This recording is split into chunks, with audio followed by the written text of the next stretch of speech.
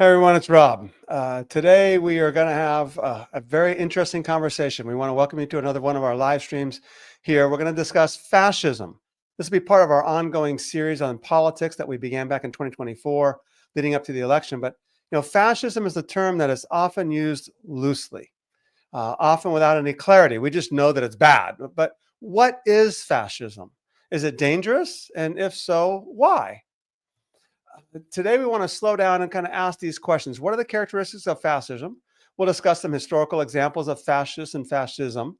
We'll observe that in fascist regimes such as Mussolini's Italy and Hitler's Germany, those are the two most obvious ones, those who correspond to kind of the ideal citizen benefited, but many people suffered, especially the religious and ethnic minorities, political dissidents, women, immigrants, as well as the poor.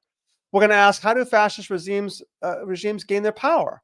And then, does the U.S. Constitution and our democracy protect us from the rise of a fascist? Then we're going to bring to the conversation to the present moment. We're going to ask if Trump is a fascist. Are we on a trajectory towards fascism? And if so, what this might mean for the United States. Finally, we'll end with what matters most for us, and that is, what is the role of the church? If fascism thrives on fear, division, and power, and if fascism is truly dangerous for those who are who are not part of the ideal citizen, then what does it mean for us to follow Jesus and lay down our lives for our neighbors? Again, as always, I'm going to be joined by my colleague, Danny Paul. Thank you, Danny, for joining us. Always good. All right. Thanks for being with us. And today we're going to welcome back he's becoming almost a regular on the show, Danny, Mako Nagasawa. So, Mako, thanks for being with us. Hi, friends. So good to have, to be invited by you. Thanks so much. You're welcome. Mako grew up in Cerritos, California, went to Stanford, where he studied industrial engineering and public policy with a focus on education. He worked at Intel Corporation for 6 years while serving a Spanish-speaking ministry to Mexican immigrants in East Palo Alto, California. He married his wife, Ming, in May 1999 and moved to Boston. He then worked for 2 startup companies trying to bring technology and jobs to the inner city communities. Since the year 2000, Mako, Ming, and their 2 children, John and Zoe, have lived among friends in a Christian intentional community house in a Black and brown neighborhood in Dorchester, Massachusetts. Mako did campus ministry with InterVarsity Christian Fellowship from 2001 to 2014 and founded the Anastasis Center in 2014. We'll put a link for the Anastasis Center in the show notes. By the way, that Mako's website has so many resources. You could spend years on it and never go through it all, because every link sometimes has that's 3 hours worth of reading, and that video is an hour. Phenomenal resources, Mako, just a wealth of information on a large variety of topics. And maybe you can spend some time talking about that before we finish today, the rich resources that you have in the Anastasis Center there. But Mako and Ming worship at Neighbor Church in Dorchester, which I mentioned there, where he serves on the elder team. He earned a Master's of Theological Education from Holy Cross Seminary in 2019. In addition to Christian ethics, theology, biblical studies, and early church history, Mako enjoys photography, food, tea, and stories from around the world. He misses the Pacific Ocean, but he's the author of Abortion Policy on the Christian Social Ethics in the United States, Advent with Irenaeus. Ask him if you pronounce that as Irenaeus or not later on. How Jesus honors creation, the human body, and the human story, and Lent with Irenaeus, journeying with Jesus towards becoming truly human. Mako, thank you so much for joining us today. Absolutely. Thanks for having me again. Okay, Mako, right out of the gate, we've thrown this word out there, which can be somewhat inflammatory, fascism. Why don't you start us off by just defining it? What is it? Why is it dangerous? So why are we having this conversation? Well, fascism, I just wanted to point out some of the book covers. I have that on a slide that have been helpful to me, especially Ruth Ben-Ghiat, Strongman, Mussolini, to the present, and Fascism by Madeleine Albright. Timothy Snyder and Jason Stanley have also been important. So, and for listeners, I just encourage you to listen to any YouTube videos by folks, these folks, because they're making the rounds. And so the general view is it's when fascism is when democracies become authoritarian. And there are certain things that happen, or that would have to happen, in order for that to occur. So the fascism is described as anti-democratic authoritarian movements that concentrate power and wealth in the hands of a few under the guise of benefiting the nation or the majority. And so what happens is that they have to scapegoat someone. Majoritarians will demonize a minority, or nationalists will demonize outsiders or people with affective or emotional ties to other countries. Like, in the case of the Jews, that was true in Europe. In the case of the U.S., for many years, Protestants included Catholics in that category because it was suspected, hey, you have ties to the Pope. That who's this foreigner? So recently and historically, the term globalist has been thrown around. Usually, that means Jewish people, or historically, that has meant Jewish people. So you scapegoat someone. Some minority is blamed for all the problems. This is why your life is bad. Fascism comes from the right because you need funds. And so they ally themselves with business classes or certain groups of people. Sometimes the government outright owns the corporations or vice versa. But in any case, any movement is going to need funds to survive. And so monopoly power is also associated with fascism because you have fewer corporations to deal with and control. Political violence is a staple.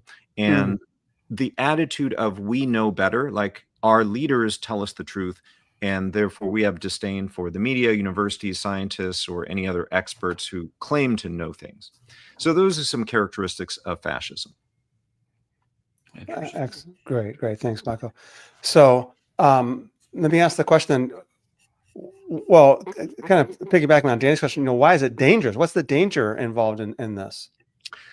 Well, I think I'll break it down to the three major dangers: legal, economic, and emotional, spiritual. So the legal, dangers are, political violence is frightening, and it reduces the number of people who are willing to speak up against violations of civil rights or setting aside the Constitution or things like that. There is a denial of due process. There's corruption. There's the weaponization of government. So those are some dangers.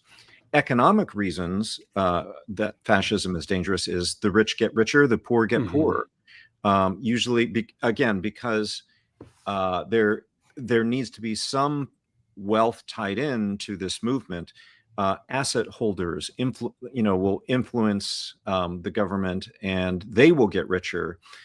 So homeowners, people who will own public resources like land, water, electricity, quiet spaces. They will get richer at the expense of everyone else who becomes kind of a renter, this is also called rentier capitalism. Nowadays, there are folks calling it techno-feudalism, right? A return to a feudal system where there are a few landlords and a lot of serfs. So, a few people who own, lots of people who rent. And there's other dangers. Surveillance capitalism is another feature of it. When we talk about big tech and the prevalence of tech companies, and that is scary. If you look at how IBM actually profited from the Nazi regime because they sold the technical equipment of like how how to organize all your data, how to tag people and keep track of them, how to run the trains, those kinds of things. There's often a desire to be perceived as efficient, even though things are not actually efficient. But the story goes the Nazis made the trains run on time, even though that's not exactly true. So, but in any case, there are economic dangers. And then there are emotional and spiritual dangers for the population. So this gets into what is happening psychologically, emotionally, and spiritually. We have learned that outrage on our social media algorithms sells more than sex, right? It's more influential. It's polarizing.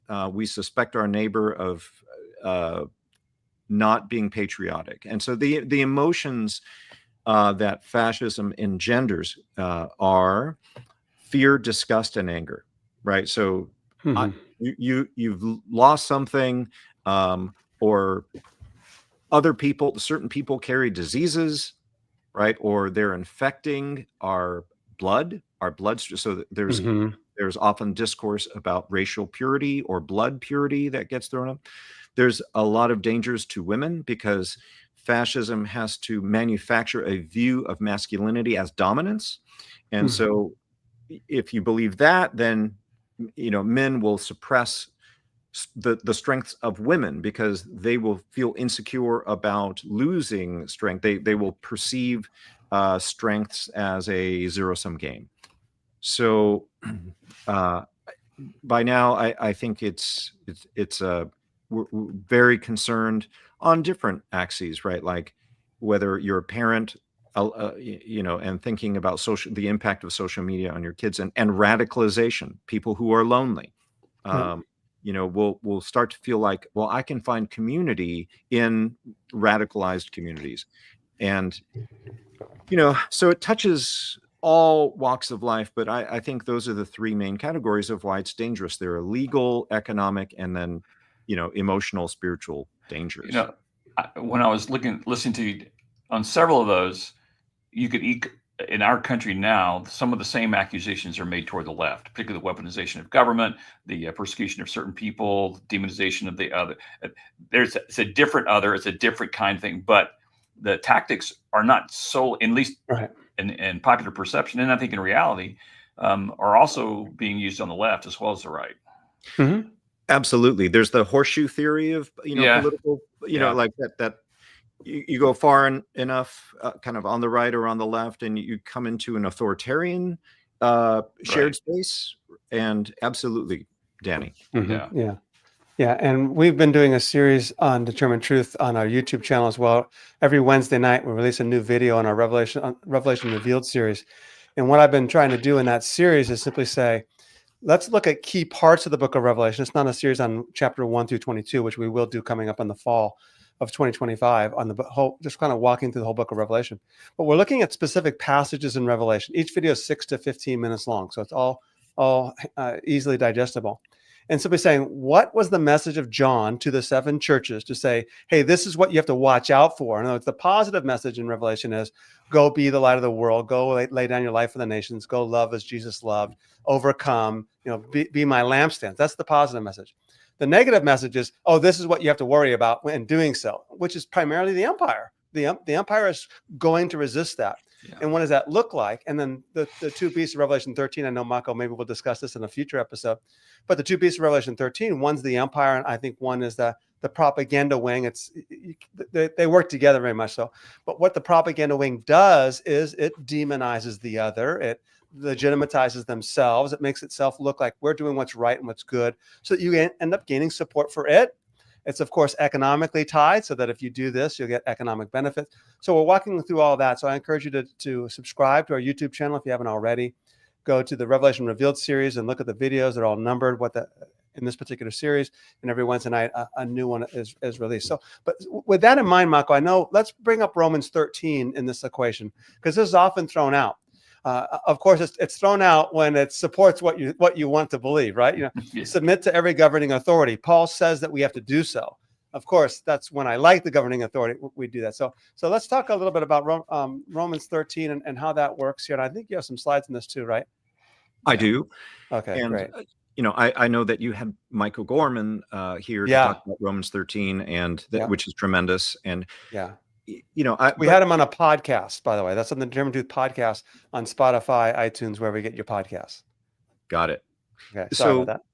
No. I think it's wise to also really consider his viewpoint, Yeah. which is not necessarily that God establishes every government in its Right. details, but that the emphasis there is to, hey, pay taxes, don't take violence into your own hands. That there's a role that the government is playing that the church is not supposed to play, at least primarily. And so, but there's kind of a range of views. So I'll just work with what I think is a moderate view, which is that God just works with what is there, right? I mean, we may organize the governments and form a system of government, and then we also are called to work with what is there. So I was taking Romans 13 verses 3 and 4 as just a starting point.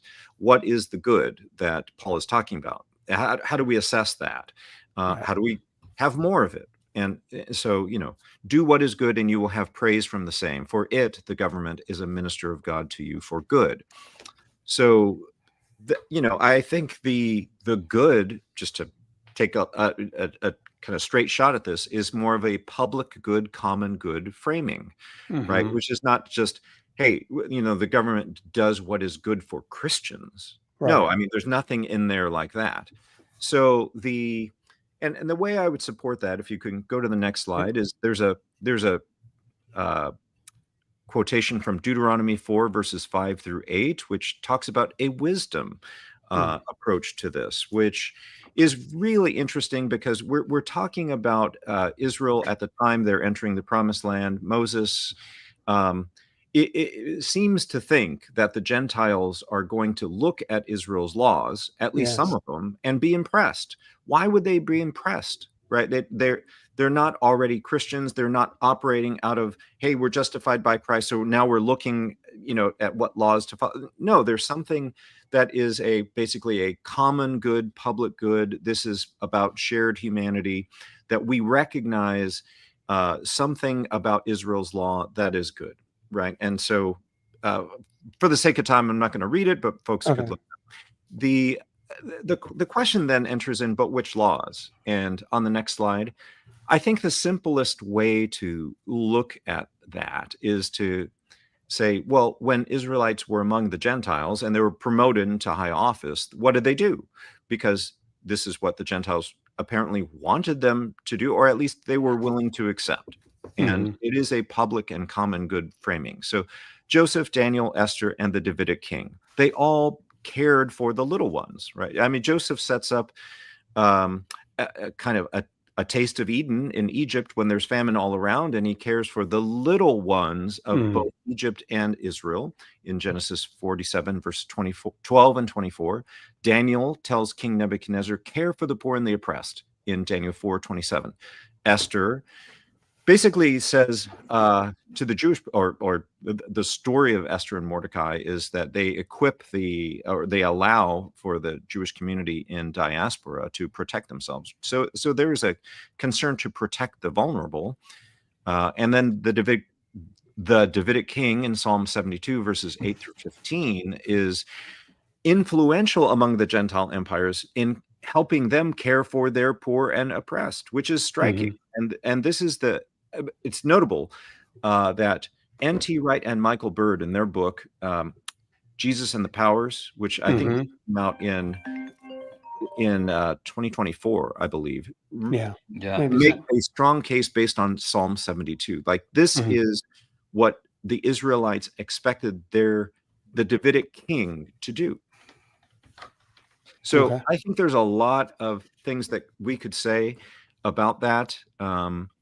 The next slide talks about a Garden of Eden motif, that the Garden of Eden was meant to be spread. God was looking to partner with human beings to spread the garden over the wild creation. And so you see that the people of God at different points are hearkening to that, because that is a way to care for our common humanity. So the debt jubilee garden reset of Leviticus 25 is amazing.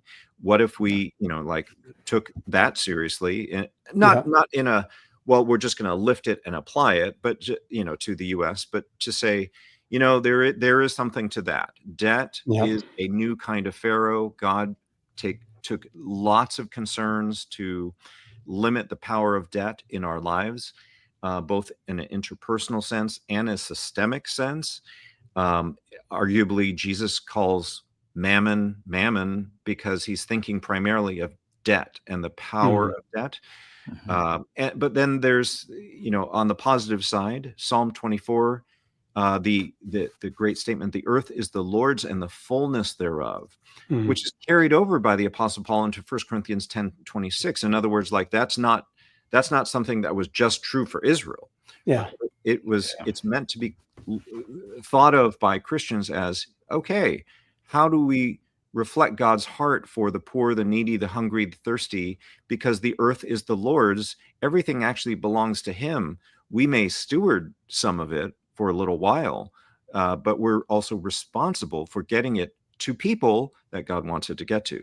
So those are, some of the things I think are part of the good that Paul is probably thinking of when he says, what is the good that governments are supposed to do, right? Common humanity. And I'll skip the next slide and I'll just go to those 4 rights.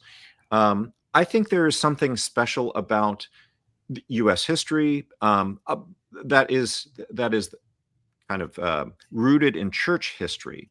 And I want to bring this up because I know how do I say this? That people who would identify as being conservative or on the right are always suspicious that secular liberals don't have a theory of providence, right? Like, because the secular left, they don't want to think about God or think about how is God at work in the US or even in nations and empires and people groups before the US. So I would say, I think there is a fingerprint of God on the US, and there are 4 major rights that I'd just like to highlight quickly, which is the result of Christian faith and Christian influence that I think challenges fascism. And those are the right to impeach our leaders, the right to organize, assemble, and protest, which is a First Amendment right, the right to due process, which is scattered throughout the Bill of Rights and the 14th Amendment, the right to freedom of religious conscience, which is in the First Amendment. And I'll just stop me if you would like just to breeze through but the right to impeach our leaders is really important because I'm going to say this as a Japanese American, being sensitive to traditional cultures where it is hard to challenge your elders because you cannot separate people from their roles, right? That is one of the central things Judaism and Christianity gives us, is the ability to separate people from their roles. So the Davidic king could actually be challenged, sued, and impeached. But in the Sanhedrin, you could impeach that guy. Like, you may have to look for another Davidic heir, but you can impeach the king because he's under the law, right? You can separate people from their roles, and you can love people and love roles in this particular way. And it's amazing. Church elders in 1 Timothy 5, you can impeach church elders if they're not doing their job, if they're not being faithful to Christ, because the job exists prior to the person. Right? And so again, same thing. And the church in Philippi in the 2nd century did it. Just read Polycarp's letter to the Philippians. And Mako, if I can interject really briefly, what you're pointing out, it just stems from a biblical understanding of the fact that because of the fallenness of creation, this rivalry in leadership and rivalry in the way we do things, which basically means that we're going to rule for self. I think that's what the Genesis 3 is telling us a story. We're going to rule for self. We're going to rule for power, and for those who can keep us in power, which might be a small group, at the detriment or the expense of everyone else. And yet we are really good at the church of implementing this within the church. Test all things, hold fast that which is good. The Bereans were more noble than the Thessalonians because they searched the scriptures to see if what Paul said was true. But when it comes to our political parties or our political candidates, we don't use that same scrutiny. Yet they're not even in the church. They're not even really members of the kingdom. How much more should we scrutinize our politicians, our society, our governing authorities with the saying, hey, listen, and again, the American government was set up with a Christian understanding of things. And the whole idea of checks and balances was especially established to do that, to realize, hey, we want to make sure that one of these doesn't get out of control. Is that kind of the same direction that you're going in? Yes, absolutely. Absolutely, Rob. And when Christians started doing this, at least as it relates to England and the US, it was in 1376, Christians applied this right to impeach to government roles, not just within the church, but like to public offices under the king. In the US, we just took that one step further. And we said all government roles are elected, not inherited. So in principle, everyone is impeachable. And so again, the basic insight is you could love people and love the role, and you can separate those two things. And the opposite of impeachment is immunity, like giving people immunity. And that is a danger right now. Very Like, who dangerous. wants to Yeah. give Trump immunity? It's certain Christians and this Supreme and some on the Supreme Court. And that's ironic and dangerous because, as you said, like, well, why shouldn't we hold people to account and honor the role? And you could still honor the role and love the person in the appropriate way, but hold them accountable to the job they were supposed to do. Yeah. So that, you know, I know that's kind of strange to think about the right to impeach our leaders as that's a fingerprint of God, or that's a, you know, like that's the impact of Christian faith on the US and other countries. Yeah. Even if indirectly or just by imitation, but Yeah. that comes from Christian faith. It And does. And let so, me, yeah. I'm sorry if I can interject again. Sometimes people go, well, they need to have the authority to govern and to govern well, and therefore they need to have immunity. And the answer is no. I understand that idea, but we have to have these checks and balances, because if we give immunity, then it gives unrestrained power. And sometimes the thinking is, well, as long as it's my person in power, I don't care about that. But we have to be forethinking of, but what happens when it's not your person in power? Then how do you restrain that? What happens when it becomes Hitler, when it becomes Mussolini or Berlusconi or any of these others? There's always that danger that we, and that's what it means to love our neighbor as well. So yeah. Absolutely. Another right that we inherit from Christian faith is the right to organize, assemble, and protest. I know that, again, sounds weird, or we may take it for granted, but it's because when Jesus called people together in a mission to the world, almost immediately Christians organized themselves into teams to serve the sick, to travel, to preach, to be scholars. And it became the monastery system that was parallel to the parish system or the cathedrals, right? Like, so this was especially important for women because suddenly women could do something other and higher even than being a wife and mother.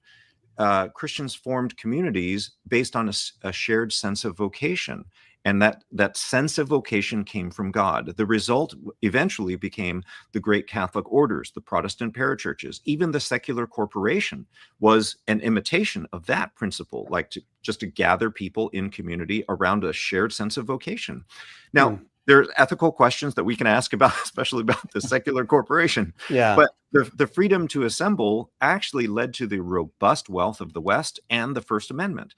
But again, you know, and I'm going to kind of tease the ending here. Like Donald Trump spoke to Elon Musk and said, when workers strike, you just get fired. They're just gone.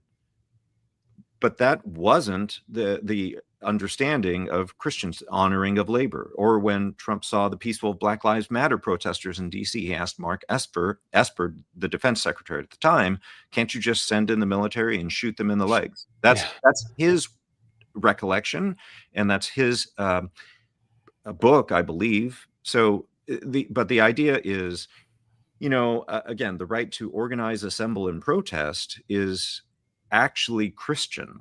And it's something we cannot take for granted, because there are movements afoot such that, you know, if people don't like, certain people in power don't like your peaceful protest, they'll send in force. So, but that is not Christian. That's a betrayal of Christian faith and Christian ethics. So the right to due process of law is important. It comes out of do not bear false witness. It's not just like do not personally lie, but do not accuse someone unjustly or, you know, right, which cuts into scapegoating. The notion of scapegoating in ancient cultures is like you just pick the ugliest person or the you know, often it was literally a handicapped person or deformed, or sometimes an old woman that you like was muttering, and you suspected that's why my crops failed. You know, and then you would scapegoat vulnerable people and throw them off a cliff or something like this. This is an ancient There's culture. an annual rite that once a year they would kill the ugliest person. Exactly. And that was Yeah. supposed to build social cohesion, right? And so this is the majoritarian impulse to eliminate the scapegoat the minority. Right. In Israel, that was not supposed to happen, right? Like especially in the sacrificial system, the idea was that everyone recognized I'm born with an impurity. I bring that to God who is acting like a dialysis machine in the sanctuary, whether it be the tabernacle or the temple, and he takes it and he gives us back purified life, right? So the actual scapegoat, which is kind of funny that the terms worked out this way, is something God sends away into the wilderness, and it bears all of our kind of collective responsibility. But this is why we don't just blame some people, right? Like the vulnerable and stuff. And then there's the notion that you can't torture someone who's accused, which sounds like really strange, but it was commonplace in ancient Greece, Rome, and other cultures. Like when someone is accused of a crime, you bring them to trial and then you torture them in the trial to get a confession. That is something Jewish law prevents, because in Numbers 35, there's the city of refuge idea, and there's this phrase, the congregation shall save. Like the congregation is supposed to do everything they can to at least protect the accused until a fair trial, to do their best to argue for their innocence. And then on the condition of you need 2 to 3 other witnesses, and the person can't self-incriminate, right? So this is the origin of our Fifth Amendment. Fifth Amendment, yeah. Self-incrimination doesn't count because you could torture the person to self-incriminate, and we should not do that, right? So the right to due process actually flows from these biblical foundation points. And then, of course, the right to freedom of conscience, religious conscience, is important, because Jesus never used coercion in order to get people to, come to him and have faith in him. That was commonplace in the early church as an understanding.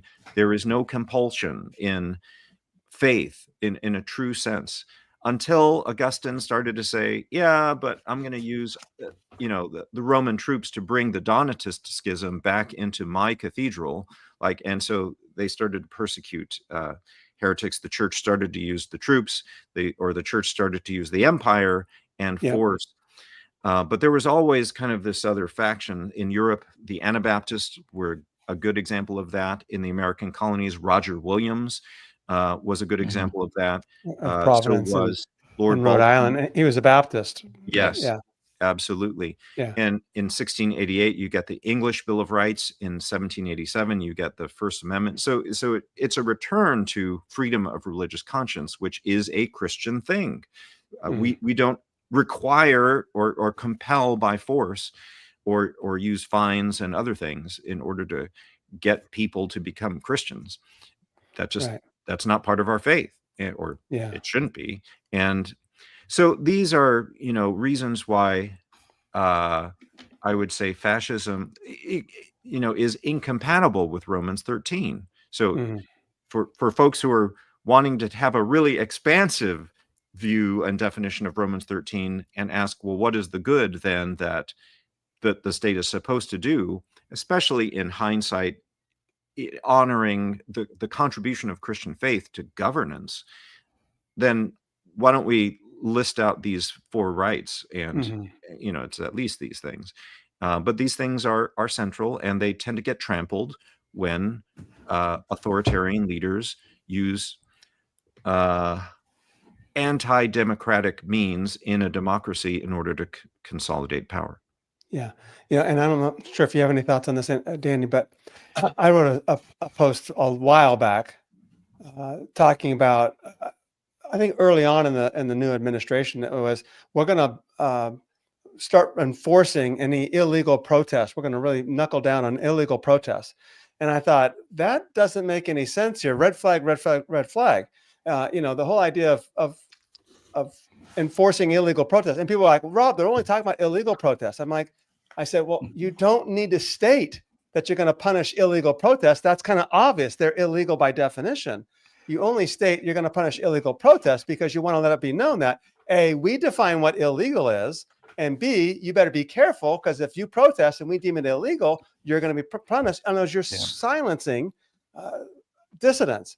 And what I've also said is that if you want to say, make America great again, and we could discuss whether America's ever been great in the past, but the whole idea, one of the things I point out is, one of the things that does make America great is our freedom of speech. That is fundamental to the greatness of America, that we don't have to worry about. In Russia, you're a dissident, you don't survive unless you like the Siberian Peninsula up there, but we have the freedom of speech, and that freedom gives us the right to dissidence. And I think of Scott McKnight's commentary in the book of Revelation, and I think the subtitle is something about being a dissident disciple, and that's what the book of Revelation is really about. So Danny, I'm not sure if you had any other thoughts on Mako. No, I think where it gets complicated for people is, particularly on this freedom of speech thing, is when there are real examples where, for instance, peaceful protest is no longer peaceful. Sure. That was one of the great criticisms of the Black Lives Matter movement: the looting, the violence that was associated with it. Now, the right would then take that as the excuse to quell all, to label all BLM protests as wrong. On the same thing, there are other opportunists on the other side who then use those protests to incite violence or for their own personal leverage. So I think what happens is, for people, it gets complicated because it's part of our fallenness and our symbol. Even the exercise of these rights never happens in a vacuum. They aren't exercised perfectly, and so it's how do we navigate the difficult thing where a good right goes too far and starts to impinge on other people's freedom and rights. If I'm an innocent store owner in Minneapolis, and they break through my store in the middle of a protest, I might be, and my heart might be in concert with the protest itself, but now my own personal space and livelihood has been endangered. And that's what people see a lot. And then that's what people on the right, or people that are often then weaponize that part and say all of this is evil and wrong. So that's my only caveat on all this is it. And Rob knows I love to say this phrase. I know what's coming. It's complicated.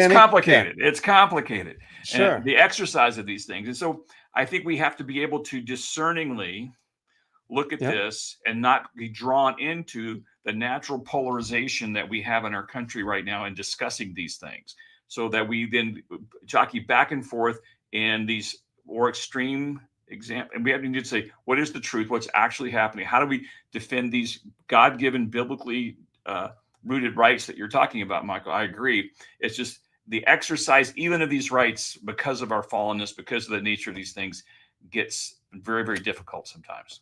Yeah. No doubt. I totally agree. I mean, I think the only point I'd make is protest is only one of the words I put there, right? Like the organizing and assembling is 100% is also really 100%. Yeah.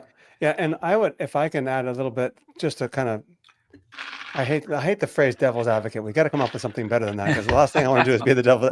But we also know of that those in power often will infiltrate peaceful protests and cause violence to make it look like it's their fault. Number one. Number two, I did a live stream. I've got to get the link for this webinar a couple weeks ago, which was one of the most powerful events I've ever been a part of. And it was with the Christian Forum with the Parents Circle Family Forum.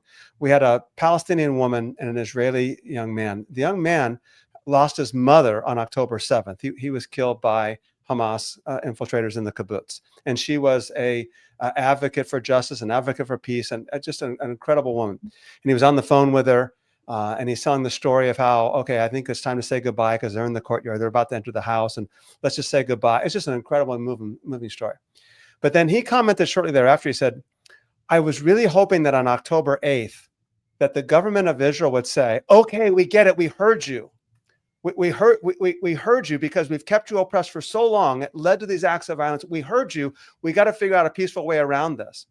And so the two caveats that I'd like to talk about in terms of the protests, and I also condemn the violence, as I think we all know that, that I think of nonviolent resistance as the way to go. MLK Jr., obviously many of the Palestinian leaders do this as well. But one, of course, is that the violence against people of color in our cities was often promulgated initially by the whites. If you go back historically, the whites were the ones that were most violent as well. So now here we, sit back, the white people going, oh, those guys shouldn't do that. Like, Well, the Tulsa riots, as we've talked about before, was the white people doing this to them. And secondly, I think we need to stop and go, what is making them do this? And what can we do about addressing the situations that cause someone to violently to uprise? Not to condone Hamas, we want to condemn it, not to condone violence in the inner cities, but to say the violence is a response to something, and I think that needs to be heard as well. So, yeah. All right, great. Okay, Danny, I think you are gonna. No. So we knew this might happen. We're running low on time. We've got so much more to do. I'm not sure we're going to get to the key points, but right now we're still in the defining what fascism is. And I really want to put it on the listeners and the viewers to say, hey, spend some time doing some research on what fascism is, as we lay it out a little bit here, but just go a little bit, do some research, whatever. Ruth Ben-Ghiat has some wonderful videos. She's making the waves. She's got a wonderful book that I think The Strong Men or something like that Mako referenced in that earlier slide. And get familiarized with it, because it's not simply like, oh, that's fascist. That's not. It's we need to figure out what this might mean. But all right, let's go for a little bit further before we might have to cut this one short today. No, I think, Mako, maybe we can make a transition from this. We've talked a lot about the American experiment, how we put in these particular rights. So where are we today? I think we can. Well, I think we're going to have another session to get into all this deeply.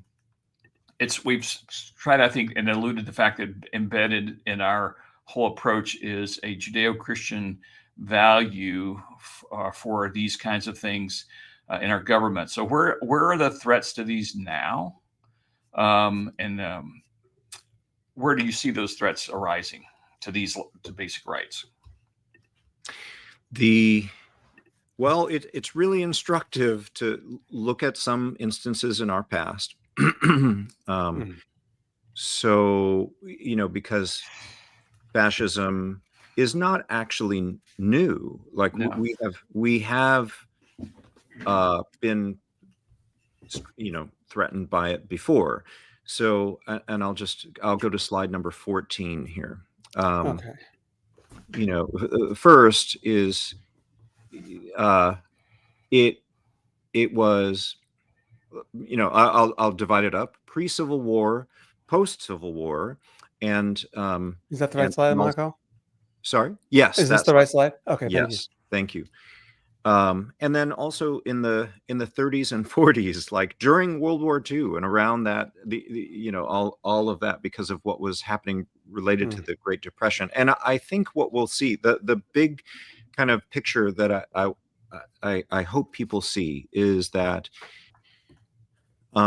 fascism usually comes about when there is an agreement with big business and big Christianity, at least in the U.S., right? And so, how is that? Let me give some touch points, right? So Mussolini won conservative Catholics by supporting traditional values, and he recognized Catholicism as the de facto religion of the Italian state, and he made Catholicism a required subject in all schools and required crucifixes in classrooms.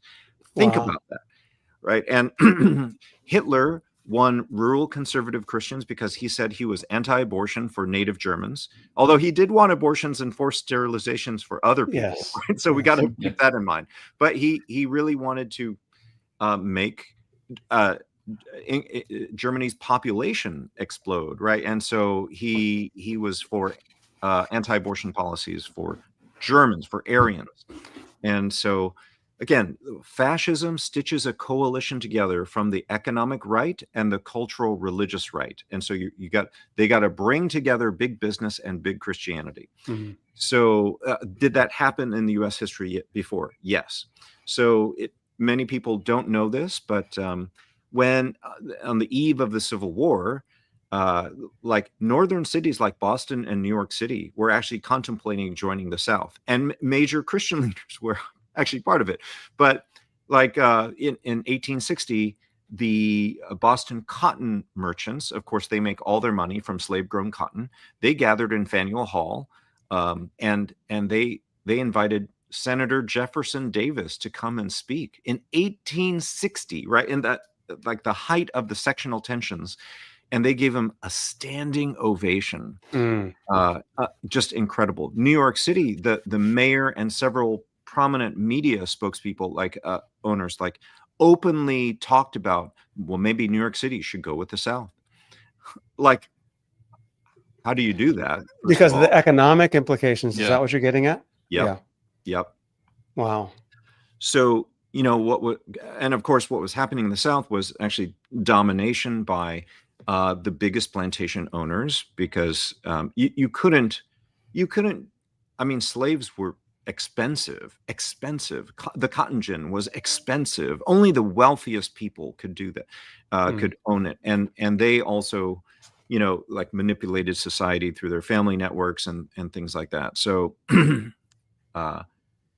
so complicated, but I would say that was an instance of fascism, right? Like, right. You have democracy kind of on paper. I mean, we all recognize it was primarily for white landowning males anyway. Like, women were citizens but couldn't vote. But so okay, it's not exactly democracy as we would you know, want it to be today. But whatever democracy they had, it became authoritarian. That's my point. And the same thing happened after the Civil War, especially in the South. The Ku Klux Klan emerged. There was all this redemption, Christian language in order to redeem the South, right? So Southern Christians wanted to take back the South and restore the glory days. That's called the Lost Cause myth. There's a book cover there by David Zucchino called Wilmington's Lie. It was an insurrection in Wilmington, North Carolina, where there was there was an election. Both black and white public officials were elected, but a white riot ensued and knocked them and killed them. Right, like it was eerie. It was eerie when we look at the history of insurrections, and it was never righted.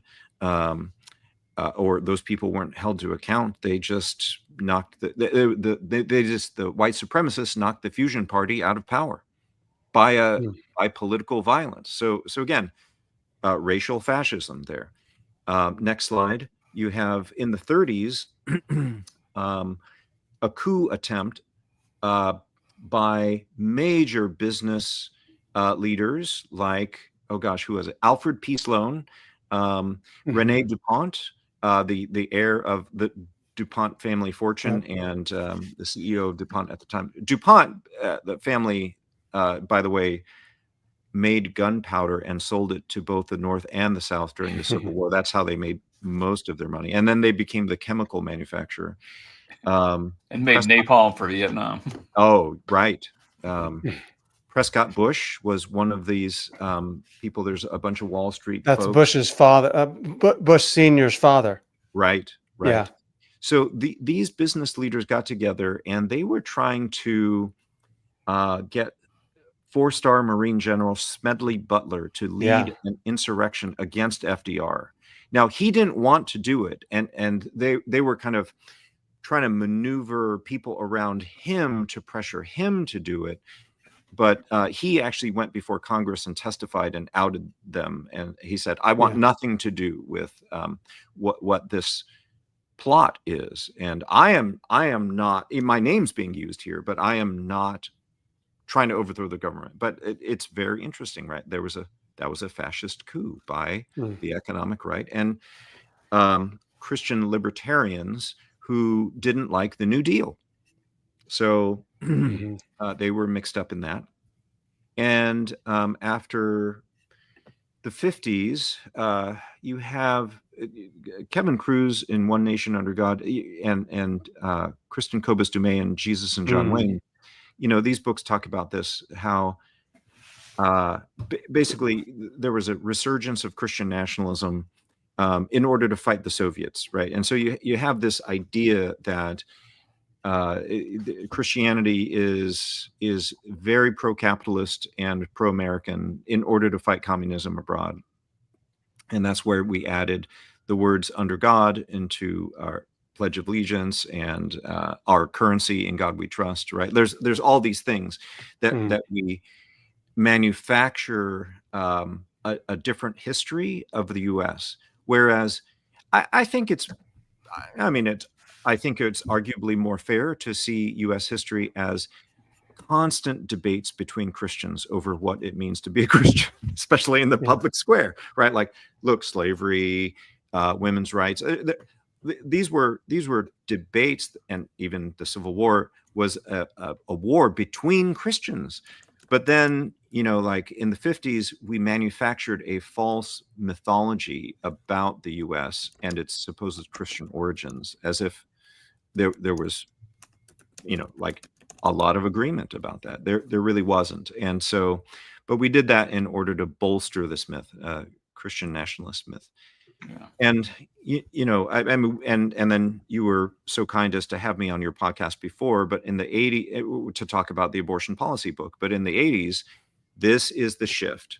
The Reagan coalition brought the anti-abortionists, the anti-communists, and the anti-civil rights folks into a coalition, because they thought, well, we want to dismantle the New Deal. And there again, I want our readers to be mindful, like this is a stitching together of big business and big Christianity. Yeah. Previously, the Democrats and Republicans debated about, how to tinker with the economy, how to set the interest rate, and all these things, like how to build infrastructure. Like Eisenhower's Republican Party was like we built the interstates. But when the civil rights movement happened, Brown v. Board of Education was decided, and then the civil rights movement wanted to take that and actually make it good. And then you have LBJ, then you have the Great Society, and then the reaction to it is to say, well, let's realign the parties. So we're going to stitch the big business, big Christianity together under the Republican tent. We're going to use abortion as a wedge issue, and that's one of the ways they did that. And then eventually the Democrats arguably betrayed labor, right, in order to shift more to the right. And over the last 50 years, this is what's been happening in our politics. We have allowed the Republican Party to say that politics is about culture war politics, and that has been dangerous. So on this question, does Christian nationalism lead to fascism? I would say, yeah. I think Christian nationalism is itself fascist. Inherently fascist. Okay, let me do this if I can, just for the sake of time here. Let me kind of hit a couple bullet points of summarizing key features of fascism, put it on our listeners to say, hey, why don't you go do some homework or whatever, study this a little bit yourself, and then let's try to come back. It might be 3 or 4 weeks or whatever, but we'll come back and finish this conversation by saying, okay, here's what fascism is, and here's the nature of it, and here's the dangers of it, and why it's so problematic. We'll kind of review that, and then we'll get into the question of, is Trump fascist, or is the United States on the fascist train? But some of the key features of fascism, I think, will be authoritarianism and dictatorship. Power is centralized in a single leader or party. You mentioned suppression of political opposition, dissent, and the free press. Often this nationalism, extreme nationalism that exalts like one race or one culture or one identity. The Aryans, of course, for the Nazis, for example. Then militarism and violence, the glorification of military strength and violence, things of that nature. It's anti-democratic and anti-liberal, of course, idea that it's only this one party, a hostility towards everybody else, and freedom of elections, which is interesting, by the way, maybe next time we'll discuss Trump's kind of backhanded statement, don't worry, you won't have to vote again. It's like, what do you mean by that? But control the media and propaganda, and of course, eliminating any media that dissents from the idea. You mentioned scapegoating and exclusion, the idea of blaming these people. It's because of the immigrants that we have all these problems, or it's because of these people that we have, the Jews, that we have all these problems.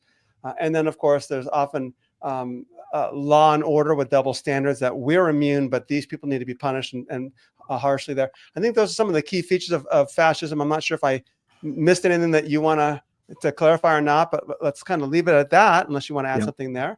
And then we'll kind of bring it back to our next time and say, okay, let's go the next step then and say, what are we seeing that caused us to be concerned here And I think what we're trying to say, one last thought, and Danny, feel free to interject as well here, and Mako, you too, but is we're not trying to say this political party's bad. We're trying to simply say, hey, we think we see indications, if not full-on examples, of going down this fascist train, and there's danger there because it undermines the democratic system upon which America was founded, which ascribes to Christian ideals.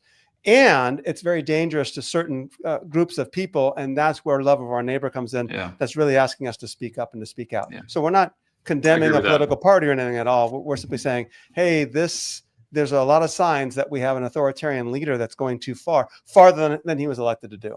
So, all right. Yeah. Anything else you guys want to add? No, I got a million questions, so it's like looking forward to extending this conversation one more again. All right.